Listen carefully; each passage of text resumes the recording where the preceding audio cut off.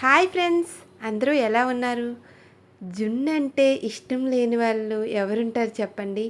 అలానే నోట్లో పెట్టగానే కరిగిపోయే జున్ను అంటే ఎంతమందికి ఇష్టం? అలాంటి జున్నుని ఎలా ప్రిపేర్ చేసుకోవాలో ఈరోజు ఈ వీడియోలో చూపించబోతున్నాను. ఒక గ్లాసు జున్ను పాలకు గాను 3 గ్లాసులు పాలను పోసి అలానే స్వీట్నెస్కి సరిపడంత బెల్లాన్ని కూడా యాడ్ చేసుకొని మొత్తాన్ని బాగా కరిగే వరకు మిక్స్ చేసుకోవాలి.